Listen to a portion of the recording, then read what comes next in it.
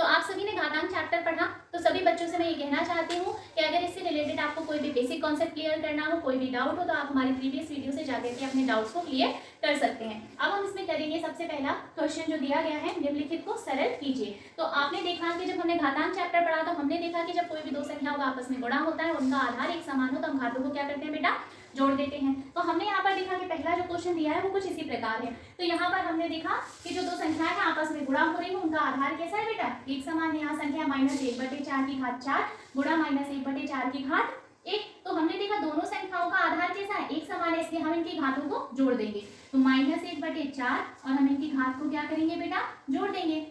तो हमारा जो आंसर हो जाएगा वो क्या हो जाएगा, -1/4 की घात 5।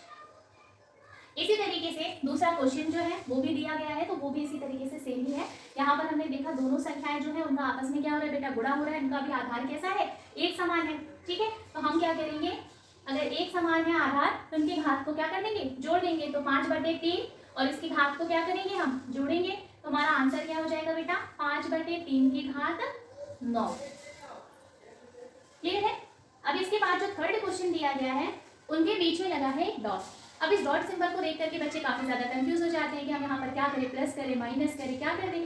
तो फिर यहाँ पर बच्चे कंफ्यूज होते हैं। तो इसके लिए हमें क्या करना है, इस बात का याद रखना है कि जब तो कोई संख्याएं हो और आपस में गुणा हो रही हो और वो ब्रैकेट में हो और आपस यहाँ बीच में क्या लगाओ बेटा, डॉट का सिंबल लगाओ, तो हमें क्या करना, उन दोनों संख्याओं में आपस में गुणा करा देना है।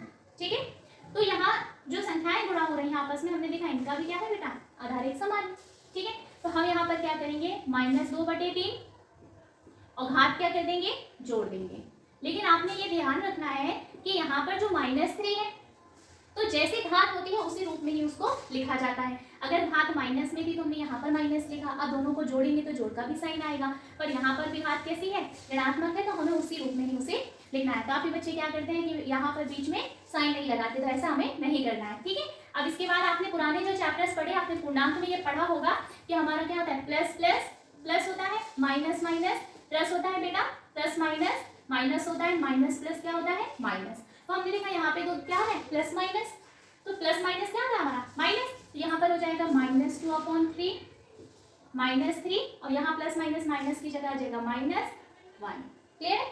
अब नेक्स्ट स्टेप में हम क्या करेंगे, -2/3 यहाँ लिया है हमारा क्या, -3 -1, तो माइनस माइनस क्या होता है बेटा, प्लस होता है, तो हम इन दोनों को कर देंगे प्लस। अब हमारा जो घात है वो ऋणात्मक आएगी या धनात्मक, ये भी देखना है। तो हमने देखा यहाँ पर एक संख्या दी गई है 3 और दूसरी संख्या क्या है बेटा, 1 दी गई है। तो हमने देखा इसमें से बड़ी संख्या कौन सी है, जो 3 है वो बड़ी संख्या है, तो 3 के आगे जो भी चिन्ह लगा होगा वही हम घात में भी लगाएंगे।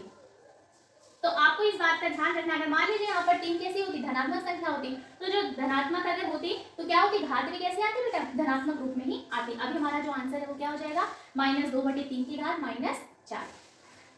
अब इसके बाद ही हम देखेंगे दूसरा जो क्वेश्चन दिया है उसमें क्या कहा गया है बेटा, निम्नलिखित को सरल कीजिए। तो जो हमारा ये क्वेश्चन दिया गया है इसे समझने के लिए सबसे पहले हम ये देखेंगे कि कोई भी जो संख्या है उसके ऊपर जो घात है बेटा वो ऋणात्मक अगर है तो उसे हमें धनात्मक बनाना होता है। हमने जब घातांक चैप्टर पढ़ा तो आज सभी ने ये भी पढ़ा कि इस घातांक चैप्टर में जो घातें होती हैं वो हमेशा धनात्मक रूप में ही होती हैं, इनको हम कभी भी ऋणात्मक रूप में नहीं लिखते। पर अगर ऋणात्मक रूप में हो तो हमें क्या करना है, उसका धनात्मक रूप में उसको परिवर्तित करना है। तो कुछ इसी प्रकार से क्वेश्चन दिया गया है, तो इसे समझने के लिए क्या करना है हमें, यहाँ हम आपको रुपी समझाते हैं। जैसे यहाँ पर कोई नंबर है, यहाँ संख्या दी गई है 2 की घात -1, तो काफी सारे बच्चे इसको कंफ्यूज हो जाते हैं जब इसका व्युत्क्रम करते हैं या इसको पलट नहीं पाते। तो हमें क्या करना है बेटा, आपको घात को भूल जाना है। आप ये भूल जाइए कि यहाँ पर -1 की कोई घात लगी हुई है। अब कोई भी संख्या अगर मान लीजिए 3 है तो इसके नीचे हम क्या कर सकते हैं, अपने मन से 1 मान सकते हैं। हम मान लेंगे कि एक संख्या क्या है, कैसे भिन्न के रूप में होगी।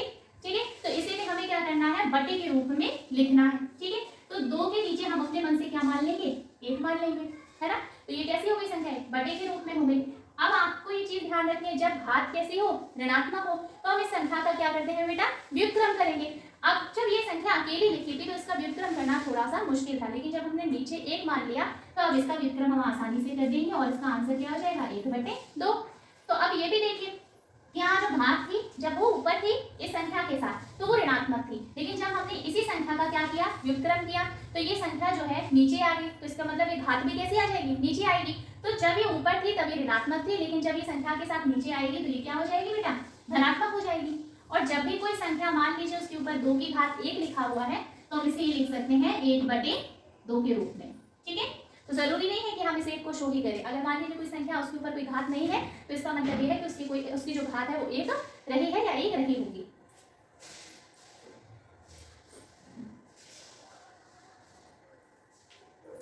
अब हम क्वेश्चन करेंगे, जैसे हमने कहा 2 की घात -1 है, तो हम इसे क्या लिख सकते हैं, अगर इसका व्युत्क्रम करेंगे तो ये हो जाएगी 1/2 गुणा 3 की घात -1 है, हम इसका भी व्युत्क्रम कर देंगे तो क्या हो जाएगा 1/3 और बाहर आ जाएगा होल स्क्वायर, ठीक है।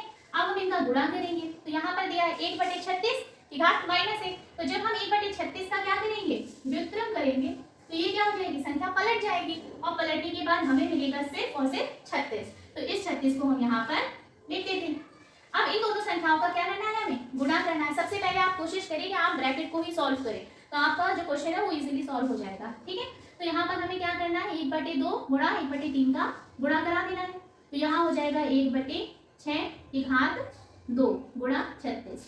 अब आपने देखा 1/6 की घात कितना दिया है बेटा, अगर 1/6 की घात 2 है, इसका मतलब यह है कि इस संख्या का हमें 2 बार आपस में गुणा करा देना है। तो 1/6 गुणा 1/6 लिख सकते हैं हम।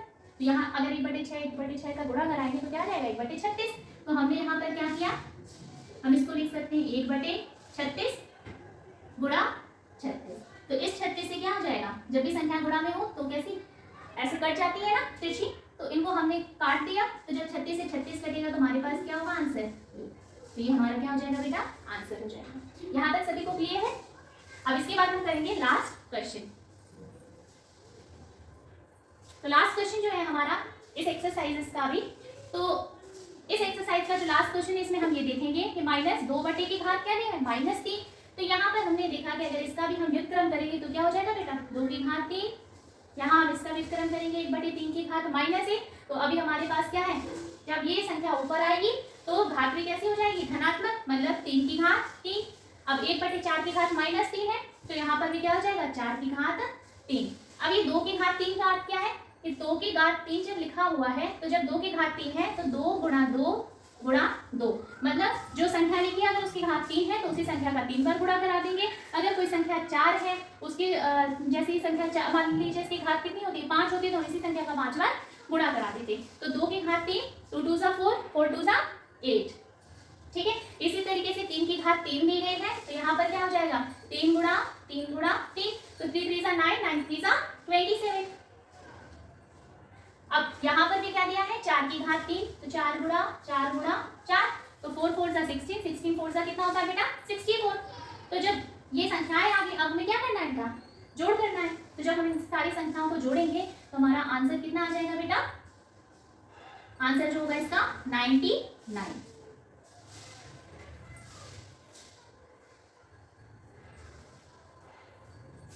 यहाँ तक क्लियर है ना सभी को। तो अगर आप सभी को ये वीडियो अच्छी लगी और ये वीडियो आप सभी को समझ आए तो आप प्लीज इसे लाइक करें, शेयर करें, सब्सक्राइब करें। कमेंट सेक्शन में हमें जरूर बताएं कि आप सभी को ये वीडियो कैसी लगी। Thank you for watching my video.